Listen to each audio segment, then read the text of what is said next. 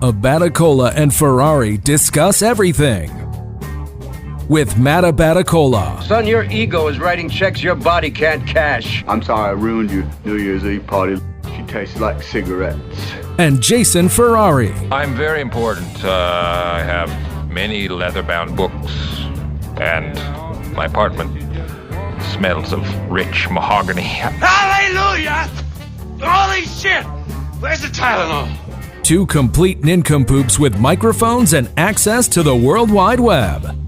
Presented by Mickey Finn's Brewery in Libertyville, Lake County's oldest brew pub.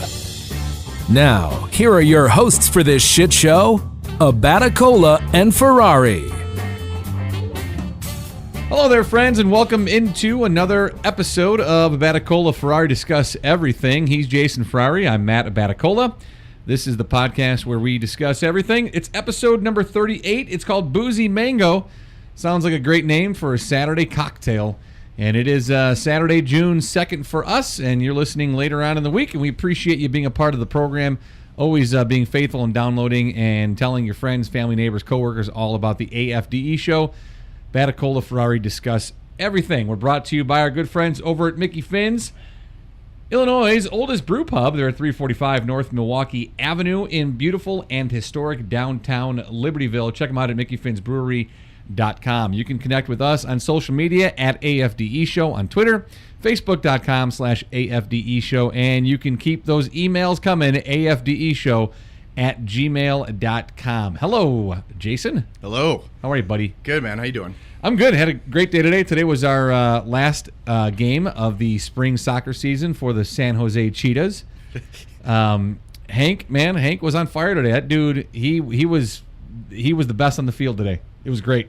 He was just so into it and charged up and fired up, and he's dribbling around people and turning the corner and just scoring one goal after another. He had a great game today. Nice. It was awesome. So and afterwards we did a little medal ceremony for the kids. That was fun. And another season of coaching in the books.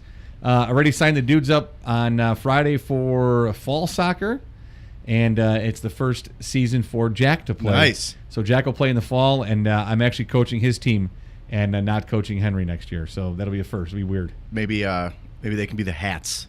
Yeah, we'll see what Jackie's team comes up with. Libertyville hats. Yeah, because that's what they wanted to be, the San Jose Hats, and I said, let's pick something different. So they went with the Cheetahs. Also got him signed up for summer baseball, which takes place Saturdays in July, just 1 month, and then flag football starts in the middle of August. Really? And dude, they do a draft process for 4 and 5 year olds. It's crazy. So in July, they have to go to a combine thing. They run a 25-yard dash. There's a throwing station and a catching station. Oh boy! I know. I was like, come on. That's not. I laughed about it, but I was like, I mean, if they have fun with it, it'll be cool. That's like pageant mom crap. If they take it too serious, I'll have a little issue with it, but hopefully have some fun with it. I know he's excited about it, though. So for his pre-K graduation on Thursday, I got him an official Wilson football. So it's a real leather football, but Nice. it's a mini version. Yeah. And it's black leather. It's really cool. It's got like gray stripes on. He loved it. So we were playing catch Thursday night already with it. So Good. Pretty excited about that. So yeah, that and watching the NBA Finals with my guy. He's all excited about the Warriors winning that first game. Did he? Yeah, I don't know. I find that to be so hilarious, that situation. That end of that game? I mean, it's terrible, right? But it's hilarious. It's hilarious. It's hilarious because it literally is like he has single-handedly gotten them here alone. Right. 51 points, 8 rebounds, 8 assists. And then all the dude has to do is make a free throw. They go up 1. He misses. Idiot gets the rebound, dribbles away thinking they're ahead. And then afterwards, his excuse was, "Oh no, I knew that we were tied. I was trying to get a shot." Right, by dribbling out the half court. That's always the best percentage shot to take. When you grab the rebound under the rim and then dribble the half court. God, no, coach, I thought it was a higher percentage shot. Hey, good move, man. I love it.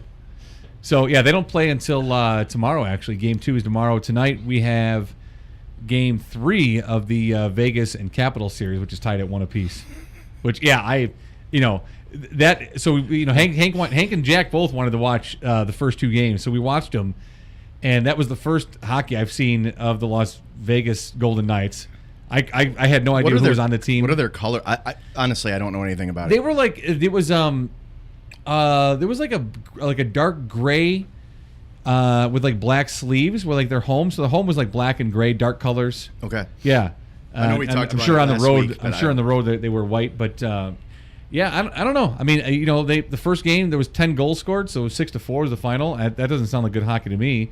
And then I think the Capitals won 4-3 or 3-2 in the second game, but yeah, whatever. I'm just more interested in the finals and cheering on my guy LeBron. I love seeing people that hate LeBron.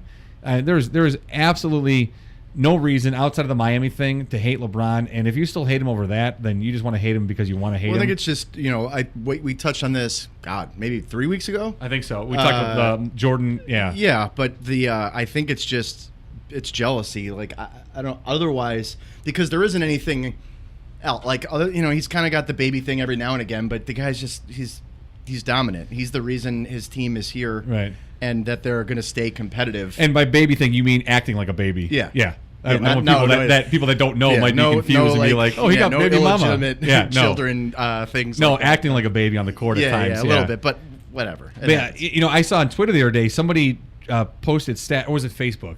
Yeah, I look for like one dumb Facebook thing a day that makes me log off Facebook for the rest of the day.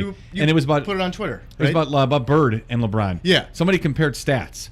I'm like, listen, you can pull stats for any amount of time for any particular person to make an argument. But I was just like, please don't even. And I love Legend Larry. I mean, the guy's he's a legendary Hall of Fame player. One of the best. Don't even compare LeBron James and Larry Bird. I mean, Bird was. He was a monster and he was a force in his day. But please, LeBron James is a middle linebacker that plays point guard in the NBA. The dude is a monster athlete. There is no comparison between LeBron James and Larry Bird. I'm sorry. So please don't even try. No, not even worth it.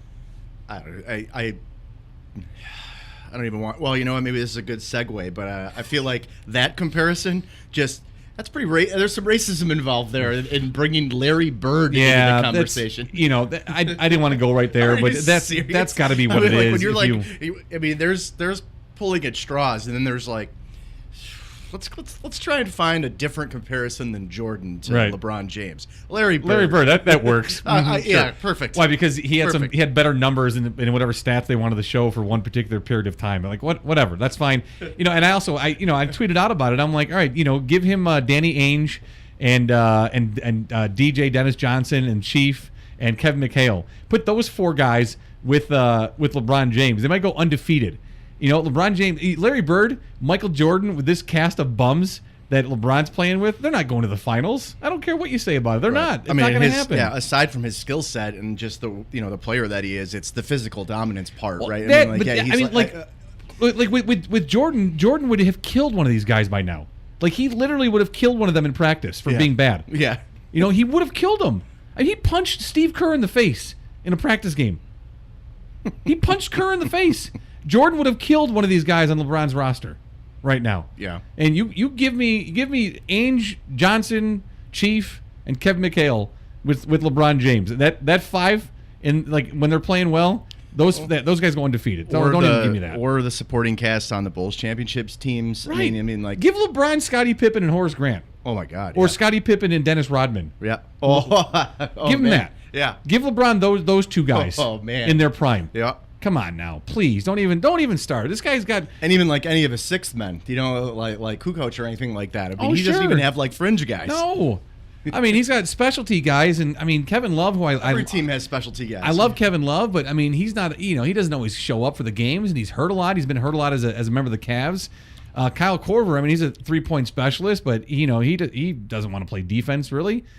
And then other guys that are inconsistent don't show up. Just whatever it is. It's been fun, but.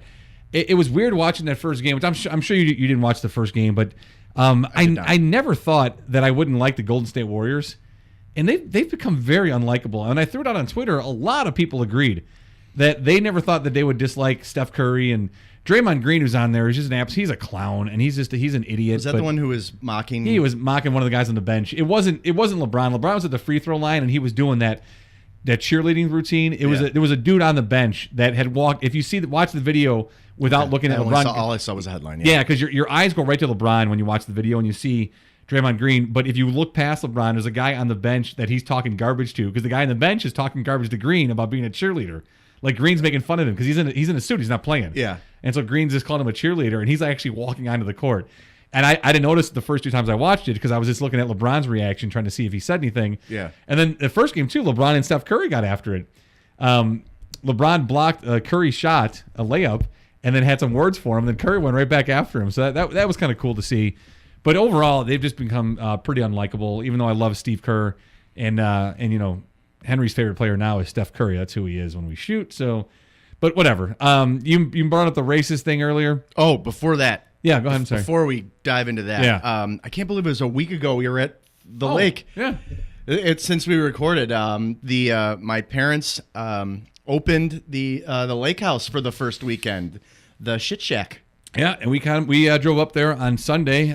Me, the boys, Crystal, Leo, we all drove up. Was it Sunday or Saturday? We were up there Sunday. Sunday, that's right. I don't know what the Yeah, that's right, because we went up Saturday. Yep. We were up to see the beautiful house, man. Your parents did a fantastic job. I mean, you know, Big Al getting the place together and your mom decorating. It was great. Yeah. Super fun. It's up in Powers Lake, which is Genoa City, Wisconsin.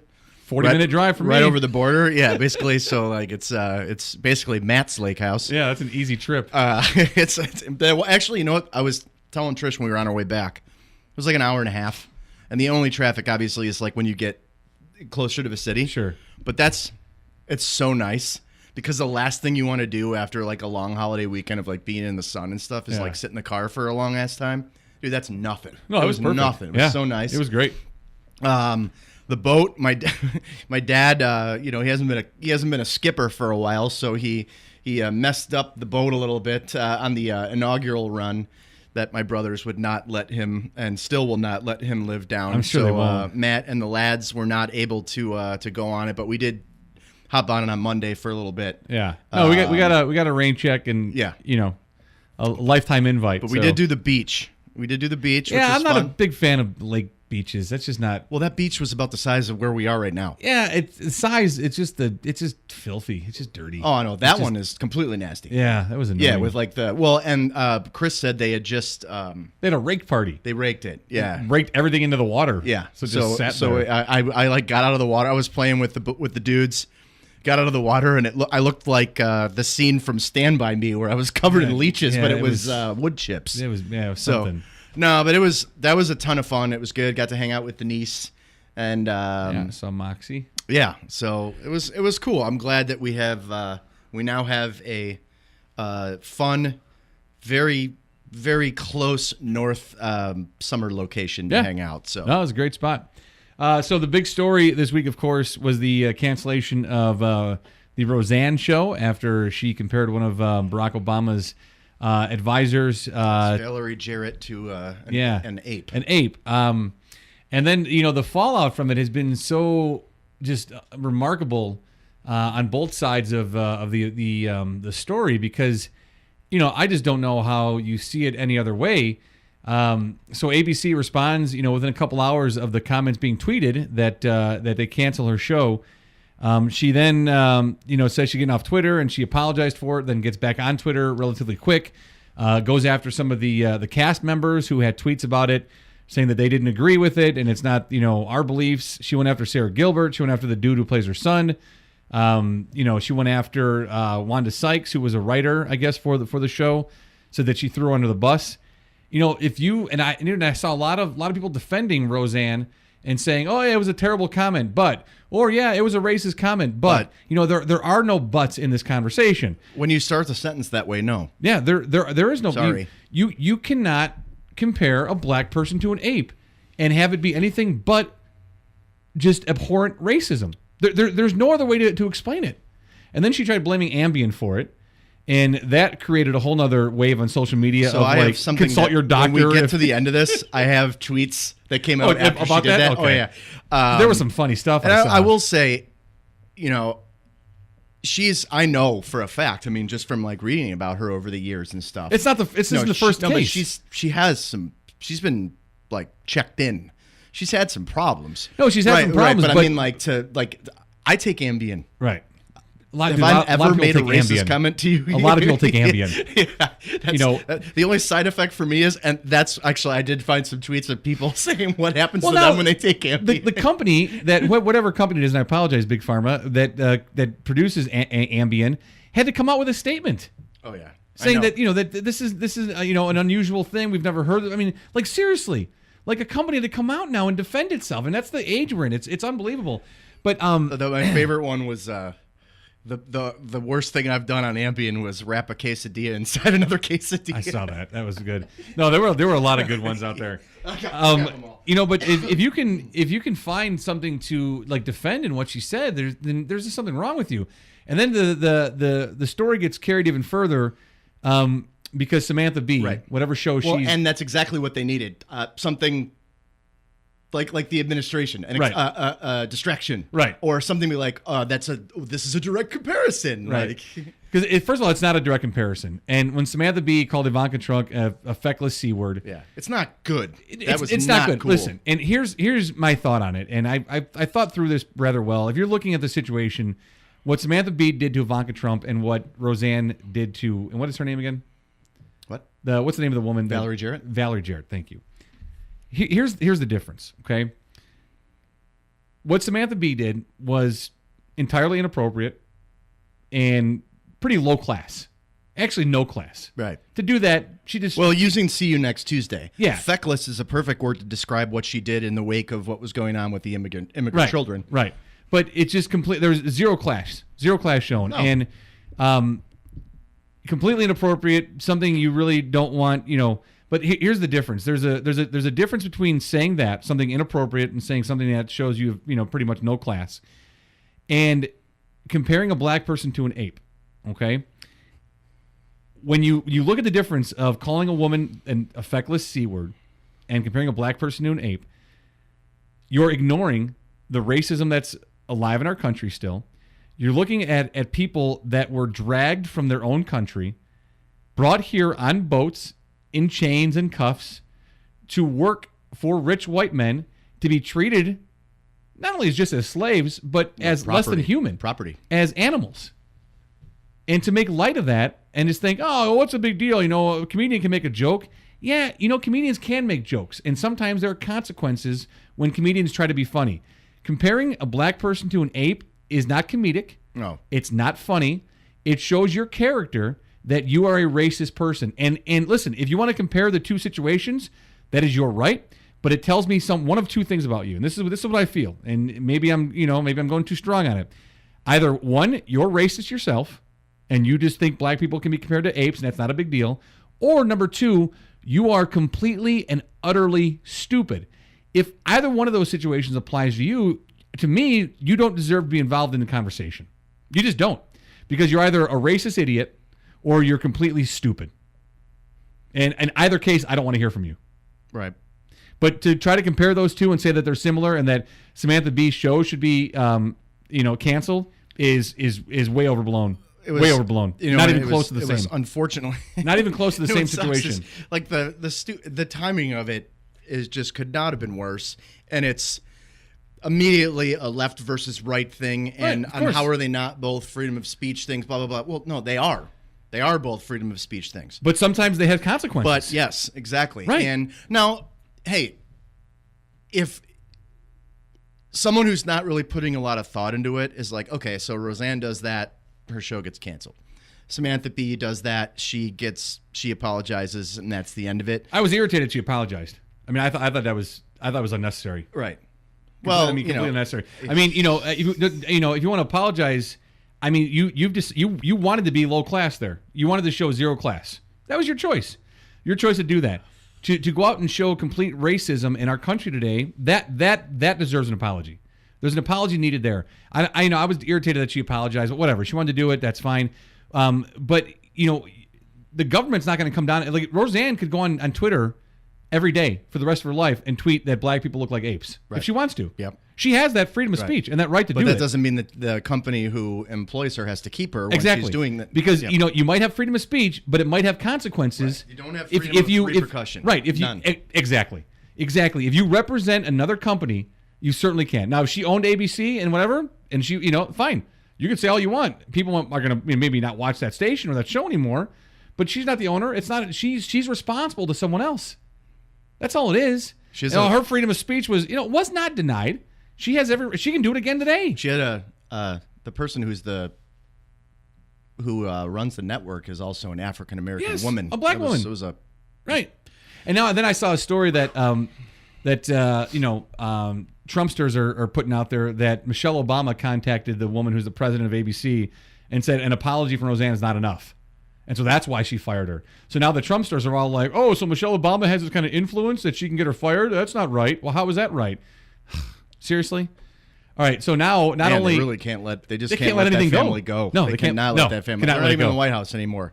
Black. Black. I know. You're basically undoing everything that they did in 8 years. Like somehow it's still their fault. And they're blaming them for everything. It's still their fault. And why? Because they're black. It's their fault because someone put something just horribly racist out on Twitter.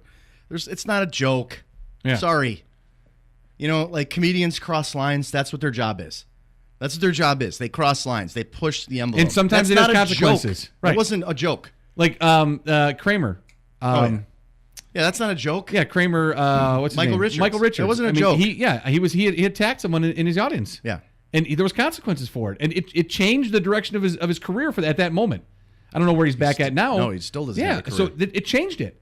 There are consequences. Yeah, even as a comedian, there are consequences for what you do and what you say.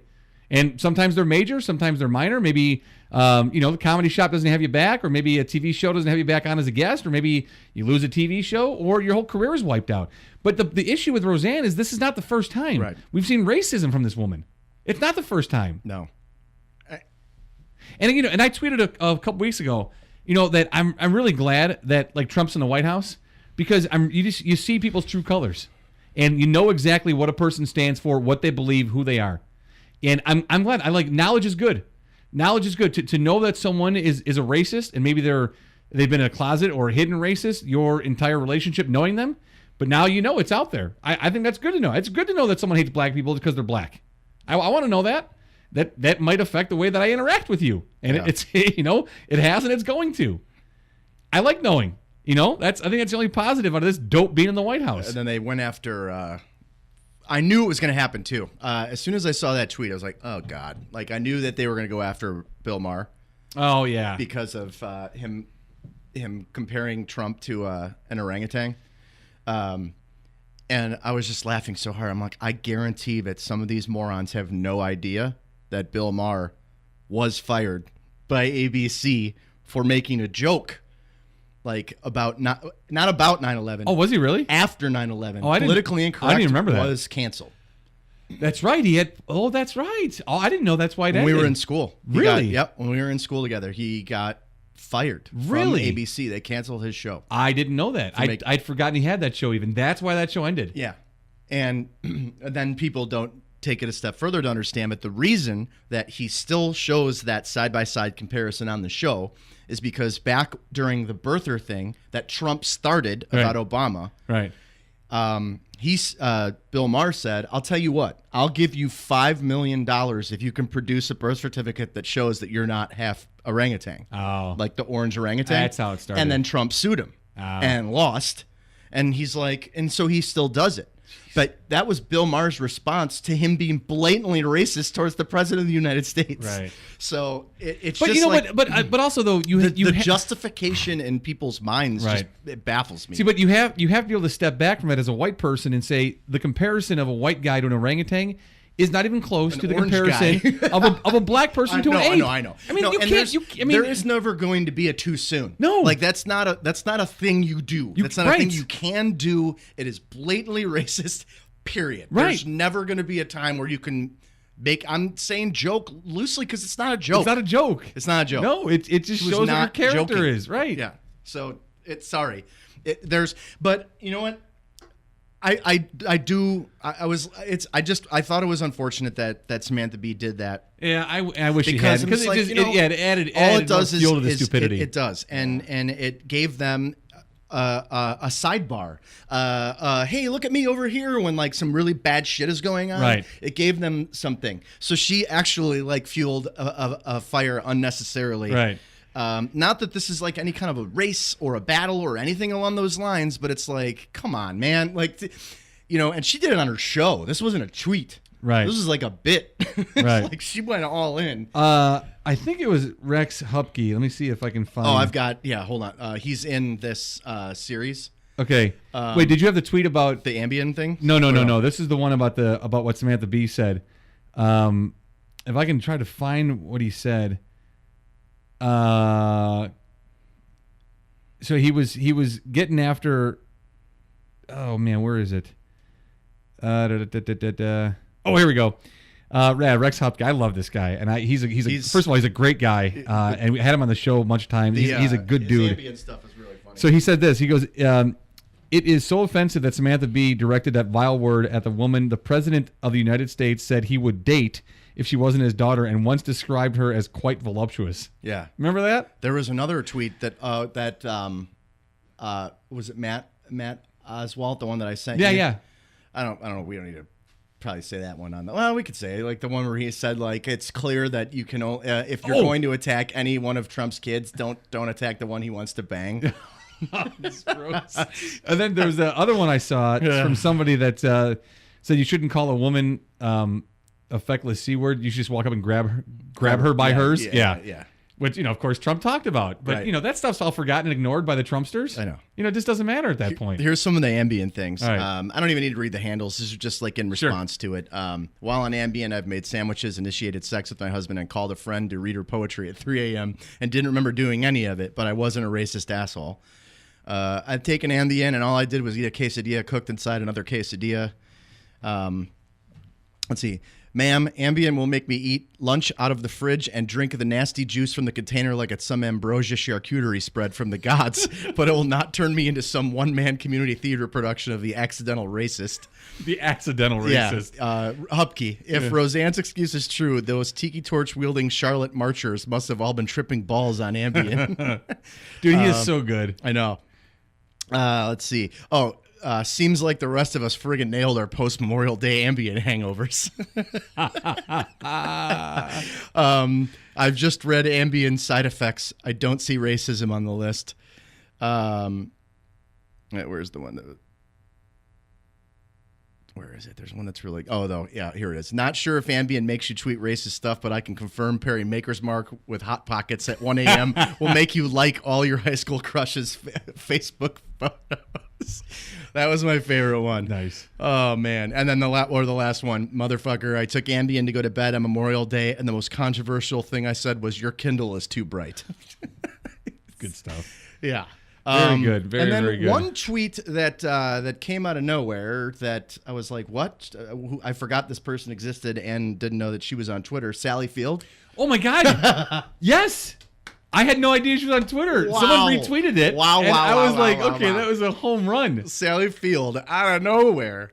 I like Samantha Bee a lot, but she is flat wrong to call Ivanka a see you next Tuesday.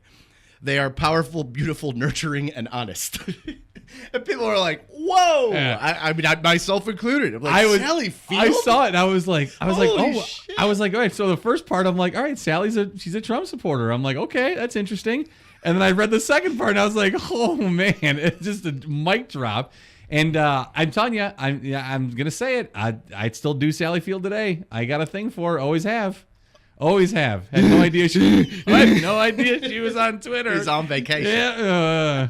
Your mama must love you a lot at your school. Well, we'll skip the.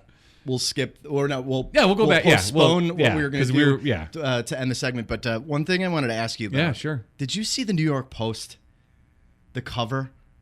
After. Oh yeah. I mean, this is ridiculous. The rump meets the Trump. Yeah, like as funny as it is, like big part of me wants to laugh, right? Like, I mean, I giggled a little bit, but I'm like, man, this is brutal. Seriously, New York Post on the cover.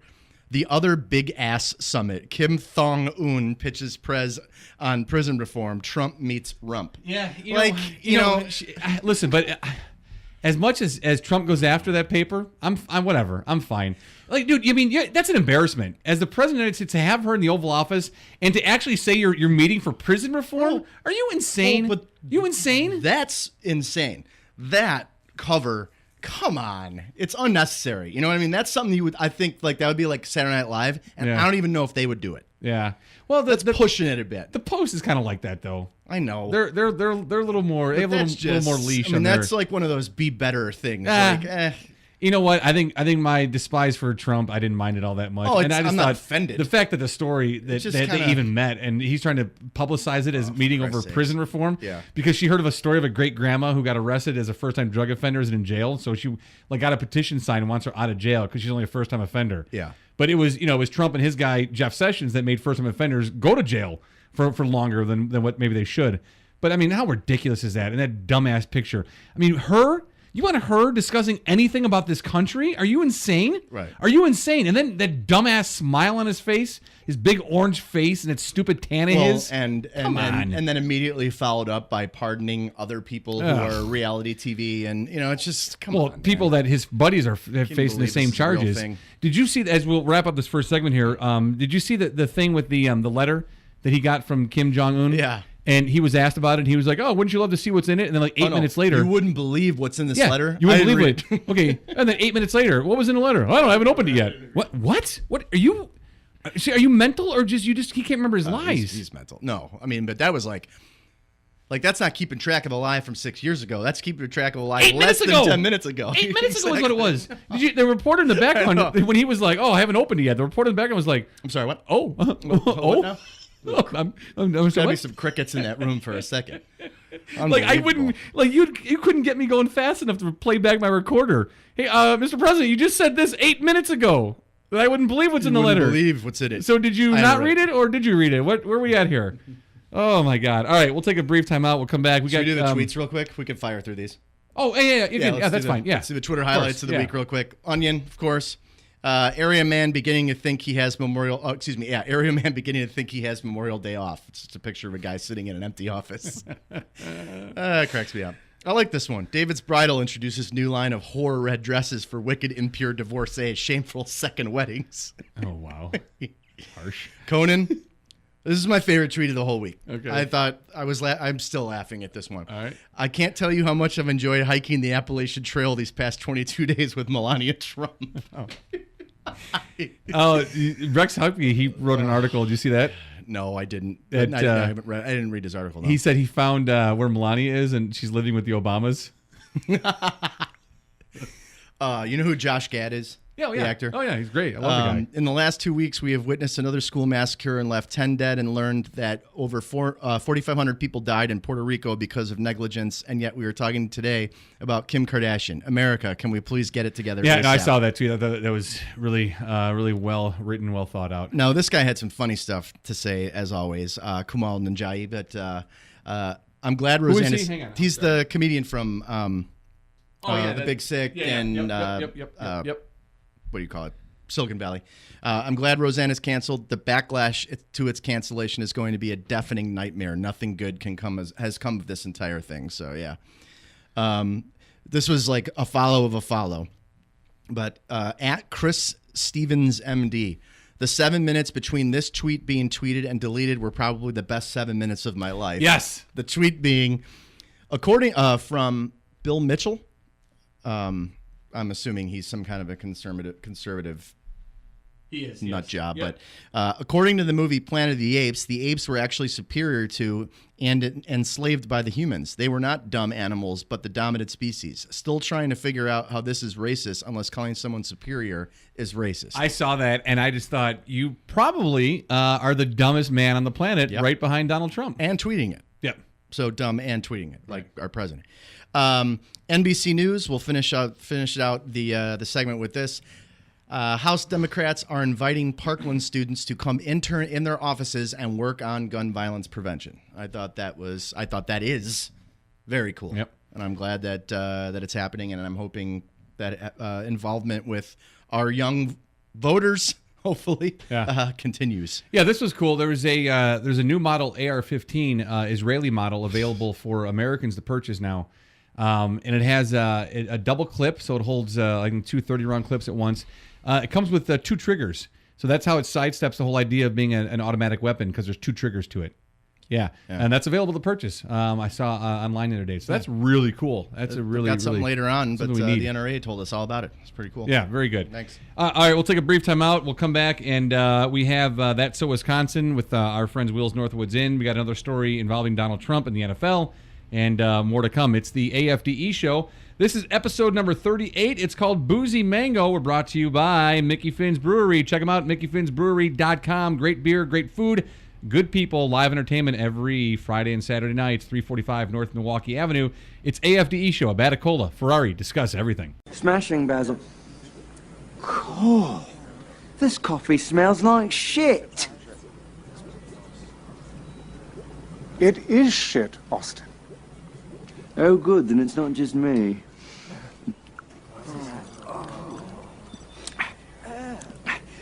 It's a bit nutty. Hello there, friends. Welcome back into episode 38. It's called Boozy Mango. It's Batacola Ferrari Discuss Everything. We're brought to you by Mickey Finn's Brewery. Check them out at mickeyfinsbrewery.com, the oldest brew pub in Illinois. We like to start off the second segment of every episode. And once again, a great name for a Saturday cocktail, Boozy Mango. This is episode 38. We start off with That's So Wisconsin. We like to find a story that revolves around the great state of Wisconsin. It's brought to you by our very dear friends at Will's Northwoods Inn, 3030 North Racine in the Lakeview area. Check them out at willsnorthwoodsinn.com. Daily specials, trivia night on Tuesdays. That was the place we saw they had the Packer-Palooza event. Had a great time. It is a place I will be at this fall for Packers games, or at least one, I should say, getting out there to watch a game out at Will's. So looking forward to that. Check them out, willsnorthwoodsinn.com. And again, a reminder, you do not need to be a Packers fan or a Badgers fan or a state of Wisconsin fan. Just a fun fan. To enjoy yourself there. It is a great neighborhood bar, 3030 North Racine. Jason finds us a story for That's So Wisconsin. Headline this week. Wisconsin police finally arrest serial toilet clogger. Oh, man, everything with poop. I know. I'm just the fact that I found a poop story that it was Wisconsin. I'm like, yes, Sheboygan. So Matt was just love Sheboygan. Not at this location recently, or maybe you were. Maybe I was. Sheboygan, Wisconsin. The serial toilet clogger has been flushed out. Oh boy. Oh God. Sheboygan, Wisconsin police say a 33-year-old man was taken into custody for the string of vandalism earlier this week. A citizen's tip led police to their suspect. The Sheboygan Police Department would like to thank those that provided us with information. Investigators say the suspect has wrecked the woman's public restroom at the popular Dayland Park Community Center along Lake Michigan at least 30 times in the past 2 years. The suspect uses 20-ounce soda bottles, but he doesn't just flush them down the toilet. He actually puts the bottles directly into the pipes, leaving the city to clean up. Why do this? I do not know, but if you help us find the person, I will tell you. This is very strange and gross, but that is the reality of life, the police chief says. He's struck 3 times so far this year, 14 times last year, and at least 12 times in 2016. Jeez. According to the city of Sheboygan, sometimes the plastic bottles can't just be flushed out. The city has to remove the toilet entirely. So far, $3,000 worth of fixes has already gone down the drain. Wow. Well, congratulations, that 33-year-old man. I tried to find it. We don't have his name yet. No, okay. But he is the Will you monitor that story? Serial toilet clogger. Will you monitor that story? I will. We need to know his name. I want to find out who this guy is. Wow. Yep. All right, that's So Wisconsin's brought to you by Will's Northwoods Inn, 3030 North Racine in the Lakeview area. Add a little bit of God's country in the heart of South Lakeview, willsnorthwoodsinn.com. All right, so there was something going around social media this past week, and I'm sure it started with the debate because of Michael Jordan, LeBron James. Then it was name your favorite player in every professional sport. Well, it went best. Best player, then it went to favorite. Yeah, okay, which I appreciate. Which I like better. Yeah, me too. So we're gonna zip that off because neither one of us did it on social media, and I think I expanded it a little bit based on a tweet I saw from Mark Lazarus, at Mark Lazarus, and he added a couple other sports to it. So if you want to jump in on the extra sports, because I want to, because the ones he added, that's fine. Well, yeah, interested in. So the list is NBA, NFL, college football, college basketball, Major League Baseball, National Hockey League, boxing, wrestling, and then he added golf and tennis, you said? Yeah, I also saw soccer, tennis, golf. I could not do soccer. Oh, I can. Yeah. All right, so I'll zip mine off here real quick. Pele, that's all I got. Golf, for me, that's very easy. It's Tiger Woods. Major League Baseball, it's Ryan Sandberg. NBA, it's Michael Jordan, with LeBron James being a very close number 2. NCAA basketball, Darren Williams, played for the Fighting Illini. NCAA football, for me, it is Tim Tebow. NFL, I'm going to go back to. NHL is Jeremy Roenick from the Chicago Blackhawks. Soccer is currently superstar in the world, Messi. Tennis is, man, that's a tough one now. That has had it. I have like 3 that come to mind. Yeah, because it's, from growing up, it's Agassi, Sampras, and then the end of John McEnroe. Right, and I liked Jorn Borg. I actually had a Jorn Borg tennis racket because he was a rock star before Agassi was the rock star. I'll go with Andre Agassi as my favorite tennis player. Boxing, Mike Tyson. Wrestling, Hulk Hogan. And then for my football, oh, man, that's tough. It's a hard one. It's, obviously, I mean, it's just, Walter... Brian Urlacher, Brett Favre. It's hard for me to pick. I'll be a homer and just say Walter Payton. Yeah. Yeah. Okay. So, the way I picked some of the sports that people who listen to the show know that I don't pay attention to now, but I did when I was a kid. Sure. I stopped at that point that I stopped watching. Sure. So NBA, Michael Jordan. NFL, Walter Payton. College football for me is Bo Jackson. And Tebow is... I thought you might have Tebow. Tebow is like okay. a close 2 for me. 2 for you, sure. But Bo Jackson was like, holy... Man, watching him, and like no one could just deal with that guy. Right. I mean, actually, they couldn't in the pros until he got hurt. Right. That guy was a monster. College basketball for me, Leitner. I mean, people hate that guy. Yeah, but he was so good. Oh my God! Like I was don't care if you hate him. Great that college guy player. Just dominated. Yeah, for sure. And it wasn't just in like the tournament. He was just awesome. He was a great college player. And I don't care about the pros. I mean, like people. There's a documentary about him, like about what is it? I think it's called like I Hate Christian Leitner. But that guy was a stud. You know what my second is though? Noah. Really? He was Florida. It was so good on those Florida teams. Yeah, okay. So good. But I mean, like, these are my childhood is where I think that's where favorites come from for me. Yeah. Because like, unless something is happening so amazing right now, I don't know that anyone currently is going to be my favorite anything. Right. I understand the LeBron thing, but Jordan is an obvious. That's never going to change. Baseball, like Sandberg, without question. Yeah. Like, I mean, like I watched my dad took me to Cubs and Sox games, and but I mean, when I paid attention, when I cared, it was those '80s Cubs teams. Yeah. I remember like Sutcliffe and like Lee Smith, and I remember Lee Smith, man. That he was like a closer, right? Yep. Yeah.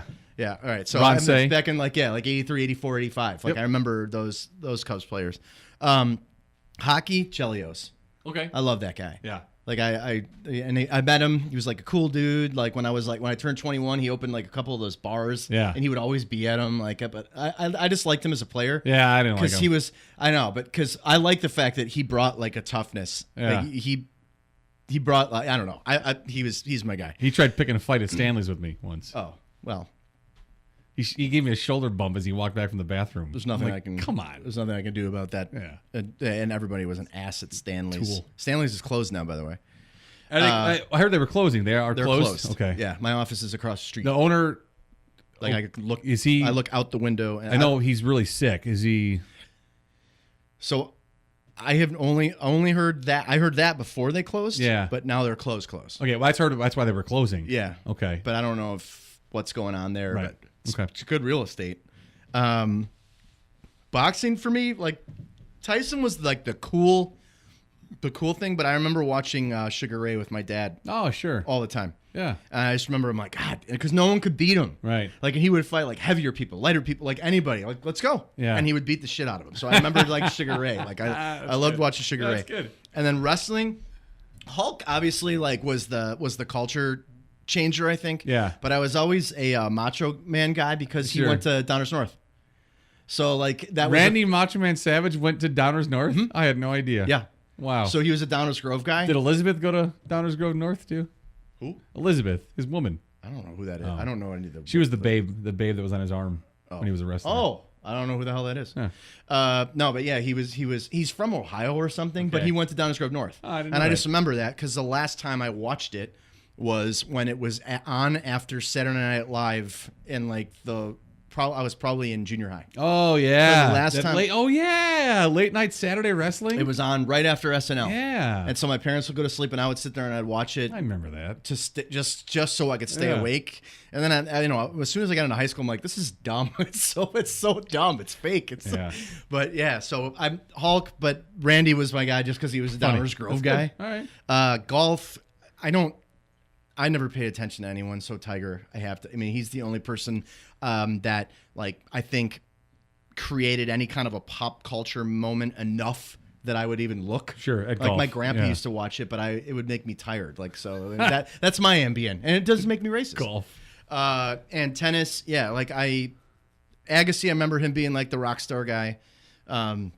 McEnroe, obviously, I'm like, why is that guy always so angry? Yeah. But yeah, Jorn Borg, I was like, who's this random Swedish guy with the long hair? Like Yeah. I had the Jorn Borg racket, so I'd say Borg for me. I will say too, I was also a big fan of Chris Everett, so I always thought she was a babe when I was a kid. I guess yeah. I just realized that I've not. Well, I mean, it's not like I'm gonna say my favorite basketball player of all time is in the WNBA Right. or anything by any stretch. But yeah, Chris Everett. Yeah. That's a good one. She's a real a babe. hottie. Mhm. Yeah, I remember that back in the day. I think she's still a babe too. All right. Well, I'm sure. Yeah. She's aging gracefully, unlike the people who have the surprise clown face procedure. All right, so we talked about this last week to start off the show. Again, this is episode number 38. It's called Boozy Mango. Sounds like a great summer cocktail. The news of the NFL telling players they have to stand for the anthem or they will be fined, and the team can be fined. Wake of the news, NFL owners' decision to cook up a national anthem policy even as the issue appeared to be dying down. It was easy to see how much the fear of Donald Trump had influenced their thinking. Several owners and executives even alluded to this after the policy was approved, but now there's sworn testimony to suggest that Trump told at least one owner he was going to keep humping the issue because it benefits him. Andrew Beaton of the Wall Street Journal got a look at some of the depositions taken in relation to Colin Kaepernick's grievance case against the NFL. According to the testimony of Cowboys owner Jerry Jones, Trump let the NFL know he had it by the balls. Quote, "This is very winning. Strong issue for me," end quote.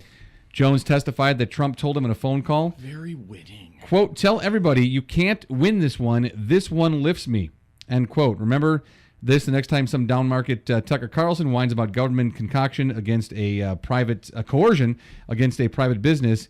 It wasn't just Jones either. More from the Wall Street Journal.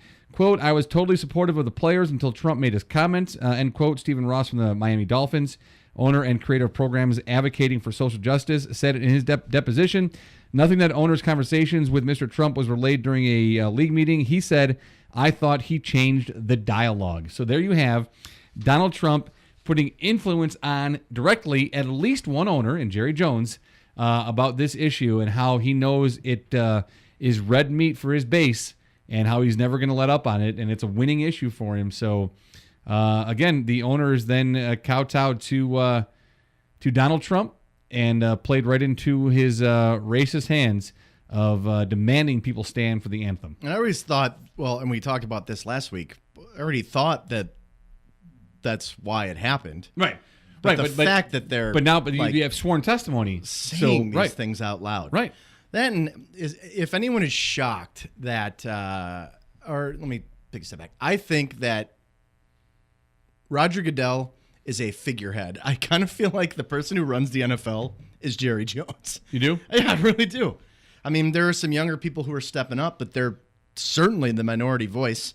They don't get heard. They have to abstain from votes and release statements after the fact. See, I would have always thought Robert Kraft kind of sets the direction. I think Jones is the guy. Really? Maybe the two of them, but I mean, I really do think Jones is the guy. He's certainly the spokesman, the one who comes out about stuff. Yeah. None of it generally was like, wow, great news. Thanks. Right. Thanks, buddy. So there you have it. Yeah, I mean, I think we all knew that they're being influenced by Trump was the reason for this to happen.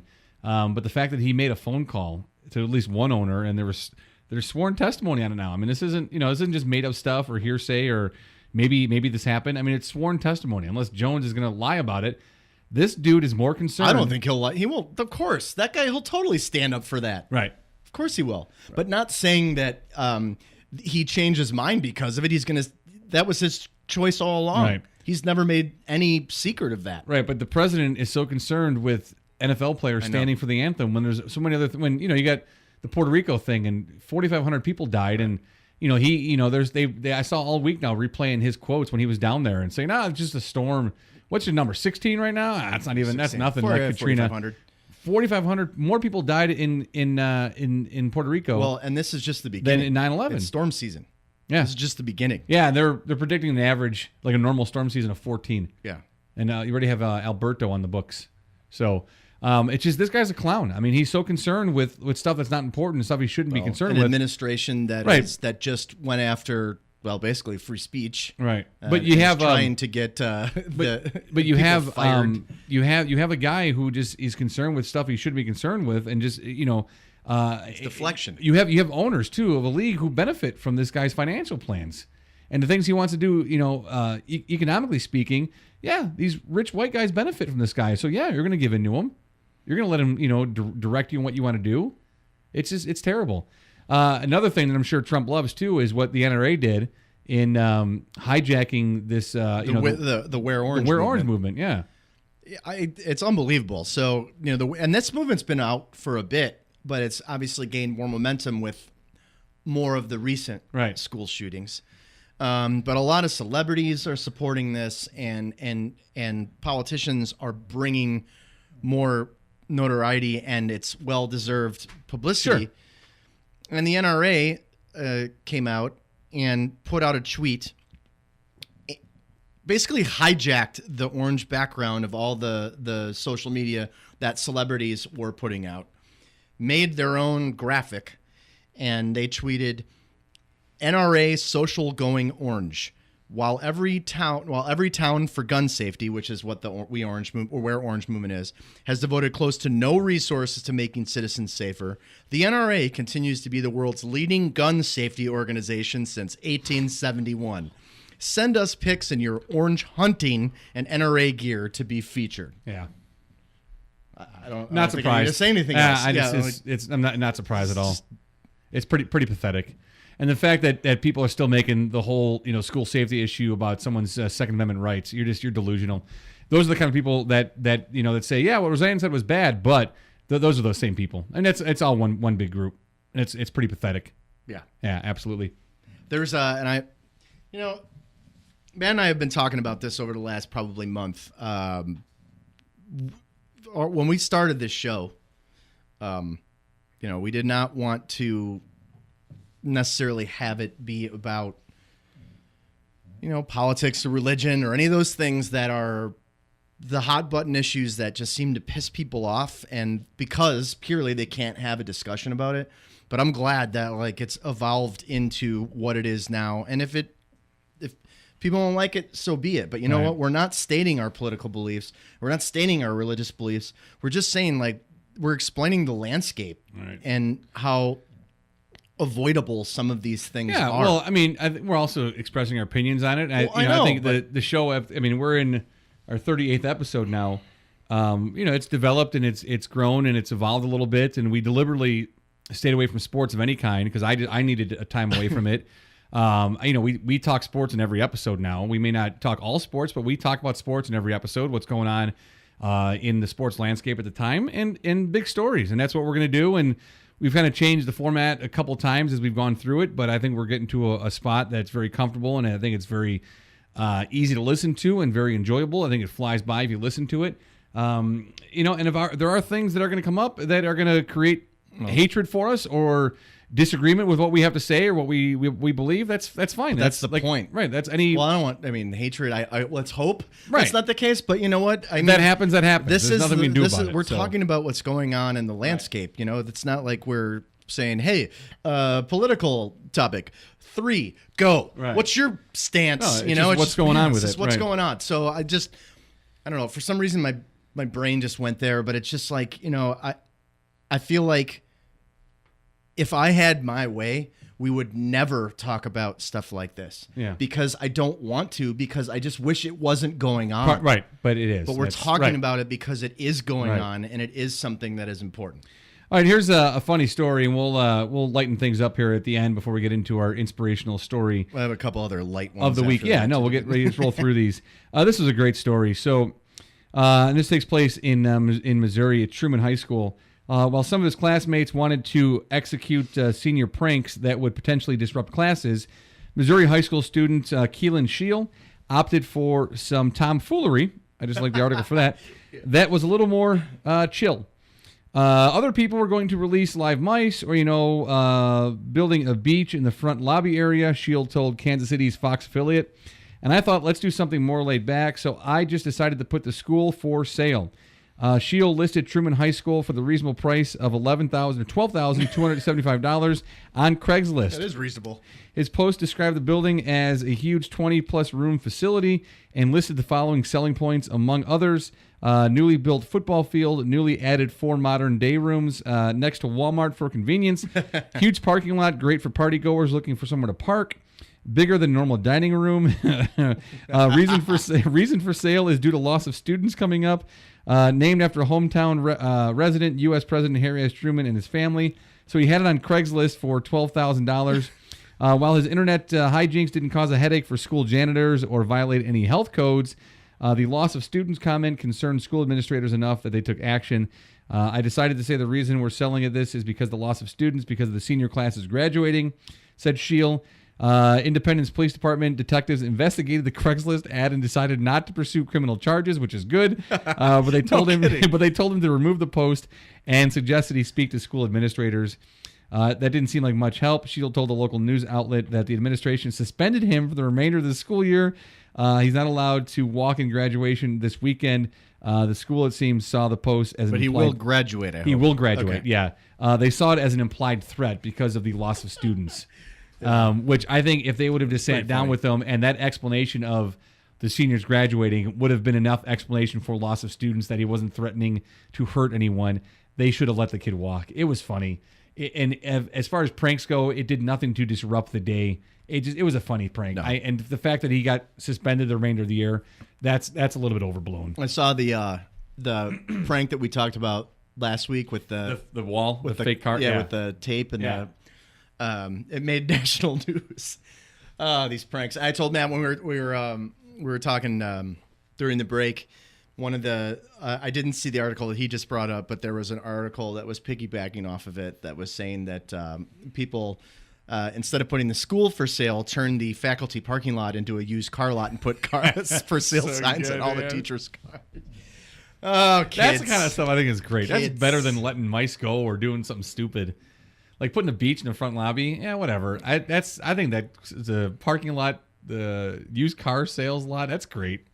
This Craigslist ad, that's hysterical. No, that is. Yeah. Well, I mean, it's evolution of the prank. Yeah, very it's good. Harmless. Something that is not harmless, just because it makes me sad about where we're headed as a culture. The headline of this article is "Nothing screams fashion like these custom Crocs with built-in tube socks." Oh, Lord Almighty! So I'm going to show you. I'm going to show you the photo, Matt. Men don't wear Crocs. Oh, seriously? That's them. But so yeah, they're white Crocs with white athletic socks. Yes, with blue and red tube stripes. socks. The company's name is A-Life. Come on, people. A new collaboration between the comfy shoe retailer and New York-based streetwear company A-Life that includes, among other styles, Crocs with built-in tube socks. The clog is a fashion misfit, which is why I think collaboration points out that doing something you love is more important than following the latest trends. Not true. But it's the sport. It's the sport Croc. Sport Croc from A-Life. That's the real stunner. It features an attached tube sock, which, as Alfie notes in the press release, is a nod to the socks and sandals style commonly seen throughout many of New York City's neighborhoods. Our question, does one wear socks with these? How do these stay clean? Are we missing something? If you care about none of that, these beauties can be yours for $140. Wow. Yes. No way. So it's a white Croc with a red, white, and blue tube sock attached to it for $140. Be better, men. Don't buy these. Be better. Men, women, whoever. I looked up, too. There are natives. Those shoes the dudes had on, there are natives for men. Really? Yeah, they have native shoes. Oh, yeah. The exact same style they had on, they have those, too. That's awesome. Yeah, I'm going to get a pair. That's my new lake shoe. Yeah. My new lake shoe is natives. All right, so here's an article that I thought you would appreciate, having kids and also be terrified by.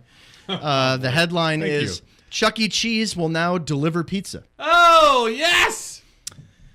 All what right. a day. So finally. Forget the ball pits, games, and life-size mouse mascot. Everyone knows the best thing about Chuck E. Cheese is the pizza. Oh, yes. Unfortunately, unless you're a child who can go to Chuck E. Cheese whenever you want, or a parent who can accompany a child there, you likely don't get to enjoy that cheesy pizza very often. Oh, it's so good, too. Well, long gone are the days of waiting to be invited to a niece or nephew's birthday party, people, because Chuck E. Cheese just announced it will start delivering pizza nationwide, along with a, quote, goodie bag of games, toys, or a stuffed animal. Oh. America does not need that. We'll be at Chuck E. Cheese next week Sunday for Leo's 5th birthday party. Oh, I thought you just meant me and you. No, yeah, I didn't tell you, we're doing a live broadcast from Chuck E. Cheese. Dude, I would love to do that. From the ball pit.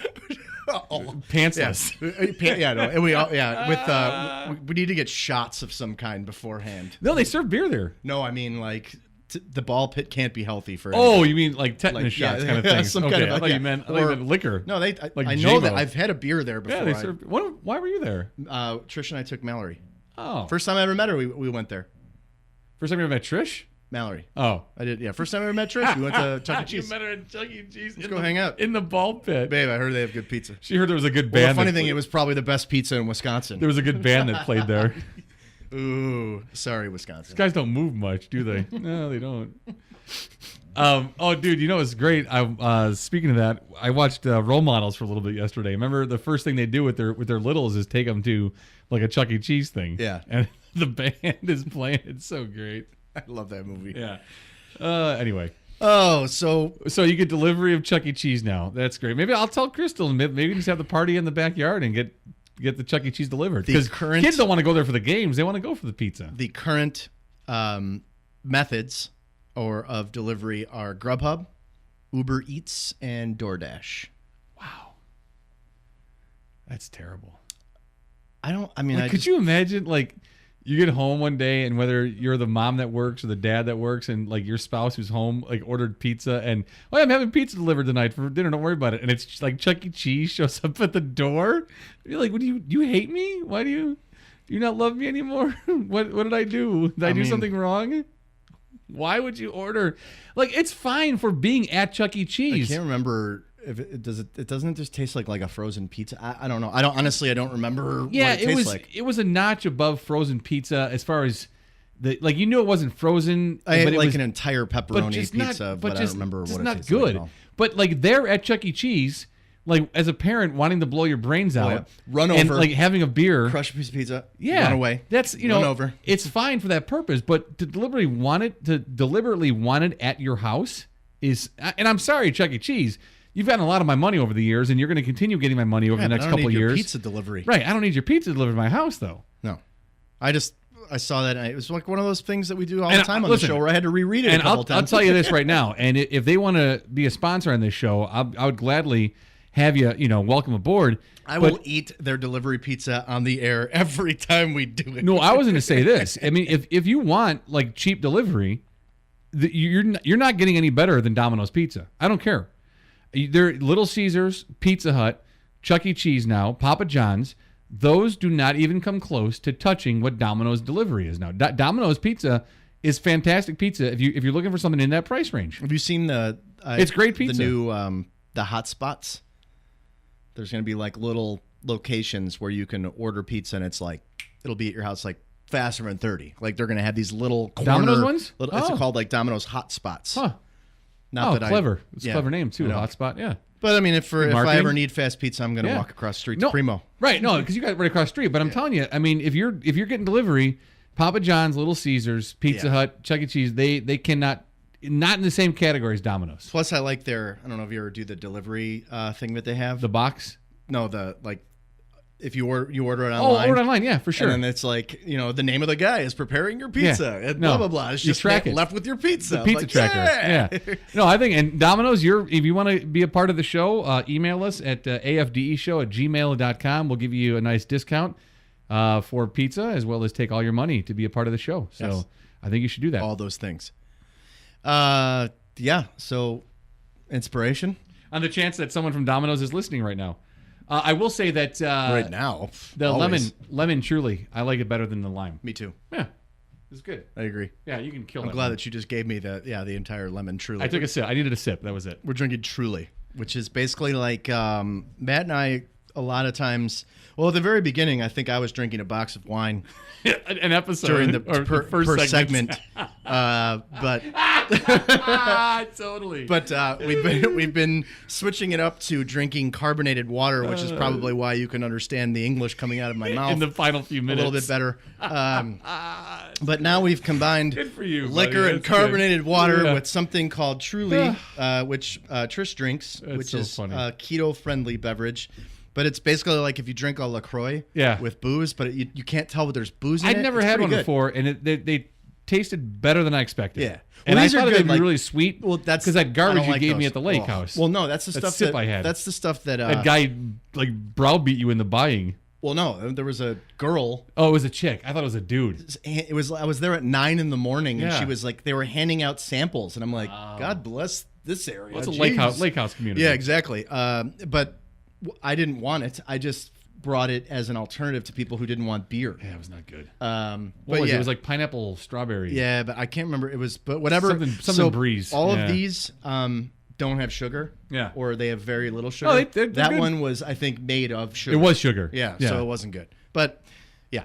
That would have been like a really good popsicle, maybe. Like if you'd have froze those or like make ice cubes out of them, that would have been decent. Right. Like think about like the sweetest thing I think I want is the bubbly.